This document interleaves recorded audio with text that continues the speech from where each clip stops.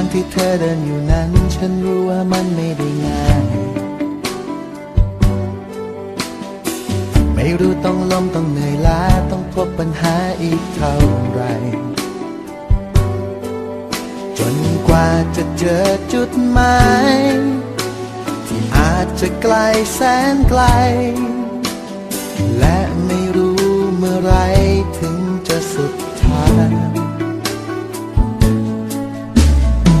วันที่เริ่มต้นจนวันนี้ทุ่มเทชีวิตมาเท่าไรต้องเสียใจและต้องผิดหวังมีสักกี่ครั้งที่เริ่มใหม่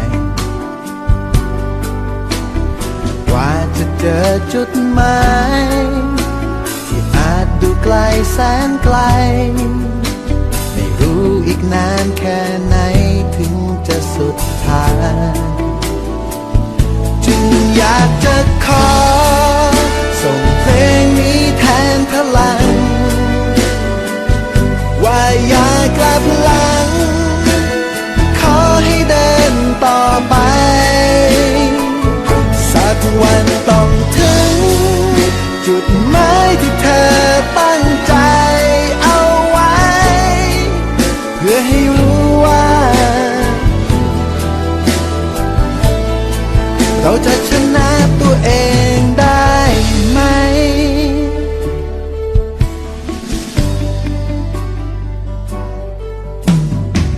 กว่าเธอจะเดินถึงจุดนี้ต่อสู้มาแล้วนานเท่าไรและทุกครั้งที่ผ่านพ้นก็เพราะอดทนใช่หรือไม่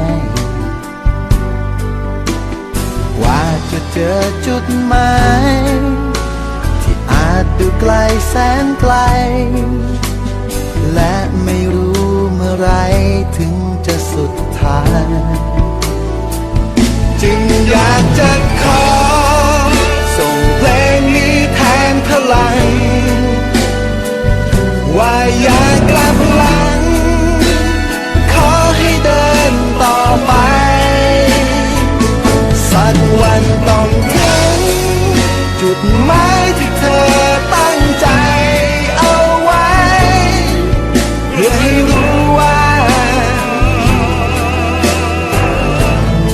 เราจะชนะตัวเองได้ไหมอย่ากลัวแม้ว่าต้องเจอกับทางที่ดูมืดมน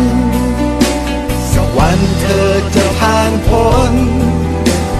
หนทางที่แสนไกลจะยากเย็นสักเท่าไรจึงอยากจะขอเพลงนี้แทนพลัง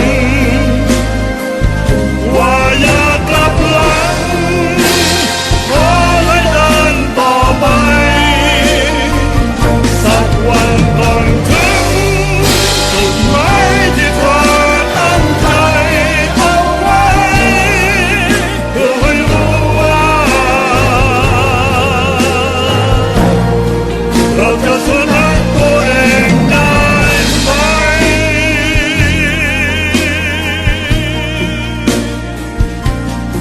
และเพื่อให้รู้ว่าชัยชนะนั้นคือ